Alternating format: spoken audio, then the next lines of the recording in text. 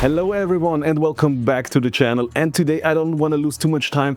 We talk about the ZimaBoard 2 ZimaSpace. Let's check out the content of this box and talk about the ZimaBoard 2. And those are the boxes, and to be honest, for me some of the most beautiful packagings. I mean, I know cardboard is more or less a trend these days, but I just wanted to praise a little bit their packaging, also that orange band, and when we were talking about great design, their website also nails it. So it really feels like they are into that product and it's not just a quick cash grab or something like that. But let's get into it and let's do it like 1-2 and see what's inside of there. I will keep that, like that pen.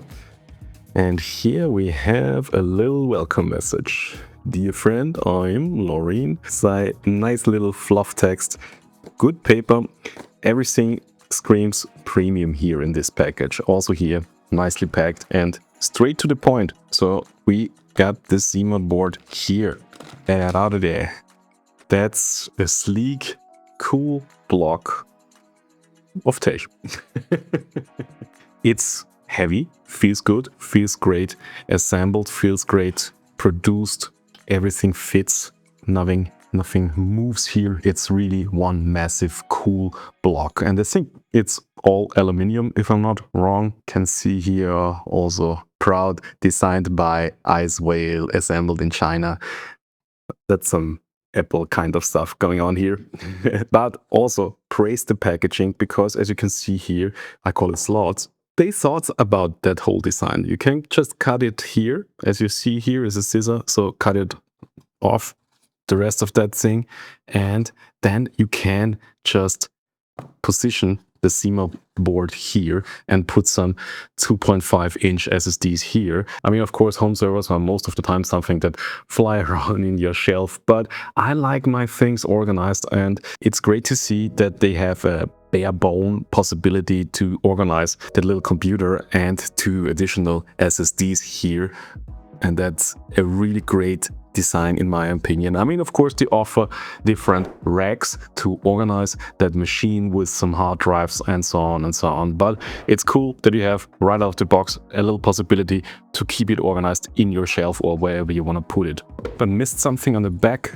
New expansibility via PCI 3.0, 4K 60Hz, cool stuff, Intel quad-core CPU, yes. But let's dive deeper into the accessory box, because it's not the only box we've got here. We also got an accessory box. Let's open that up. We have a little fan here. Not sure where that fan is mounted at the moment. I guess we will find out in the future. But for now, it's just a fan. We have the power brick, and yeah, as with the previous boards, they have one universal power brick that is suitable for America and Europe and the rest of the world, because we can input 100 or up to 240 volts, and we have different plug adapters here, so we can choose our preferred plug system and just bam, and we got our Euro plug. Great stuff, love that design. SATA cables, great stuff. Some tools to open up the whole machine, and we get a micro HDMI to normal HDMI adapter cable. You can see also here 4K 60 Hz. So, and that's about it for the content of the accessories. So what do we have here? We have our great machine.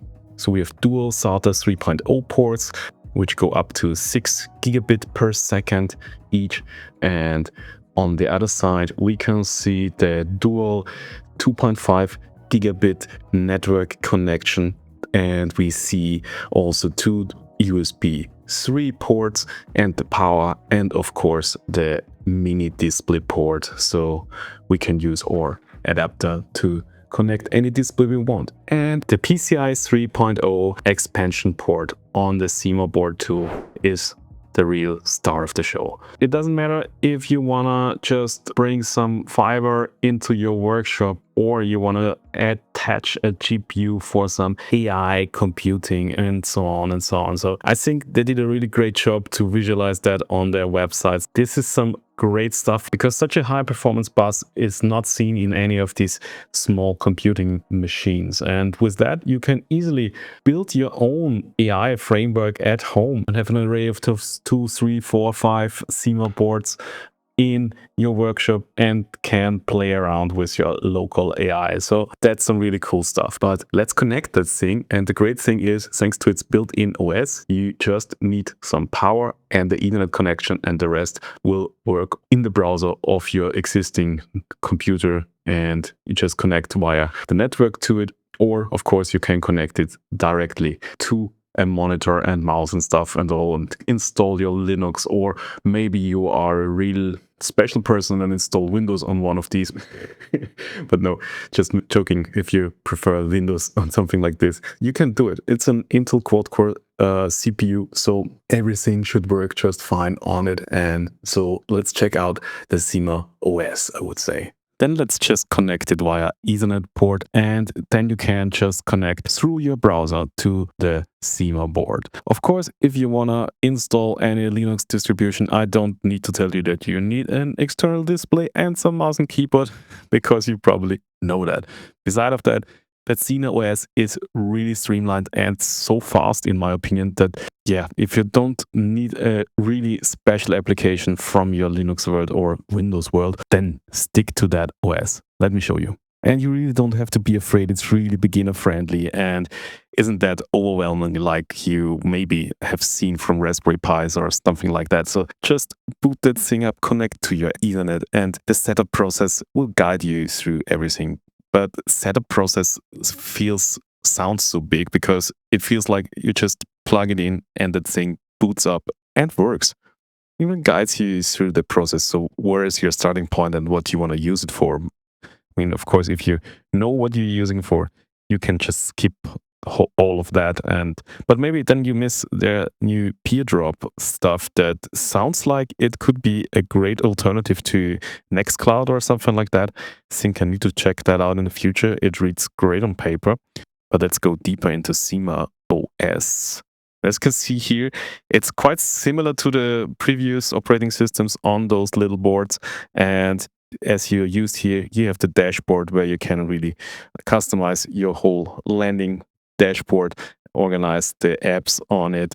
Also, settings are on the same place as before, where you can make the most basic kind of adjustments in terms of language and time zone and formats, account stuff, all there and easy and intuitive to navigate.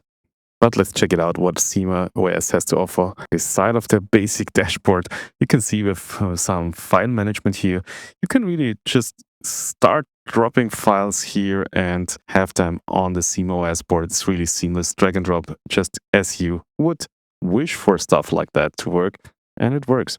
But of course, big part is all the applications that work on the ZimaBoard. It's a Docker thing, so everything works inside of that. Oh, and I'm happy to see AdMiner is still a thing. I mean, I used that thing back in the days when it was called PHP admin, but I ask myself, are people still using that? But what people are using is Pi-hole.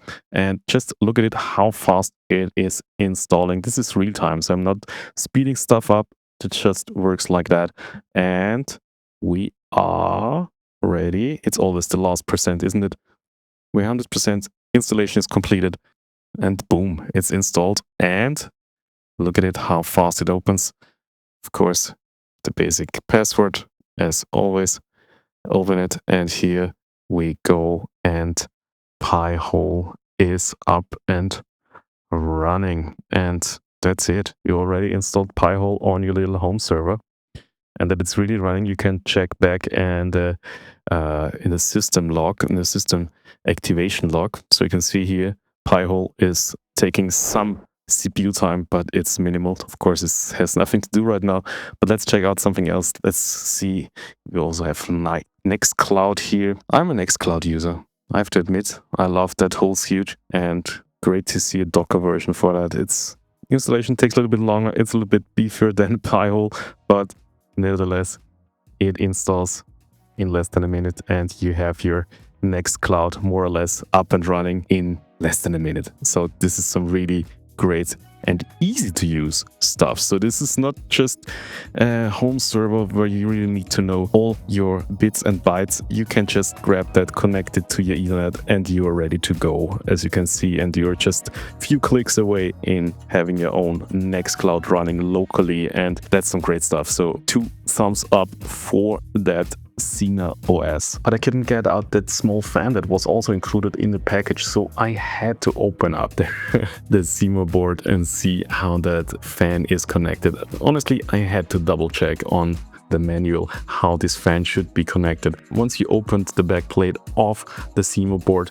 you will be greeted with this little CPU fan connector here, and then you'll just have to connect that cable here, and then you see the case has a little opening here, so the cable can go through here. All well designed and cool. And then it just sits here, and it will be screwed into that case screwing here. And this is how it should look with the fan attached. So the fan blows the air across these ribs here.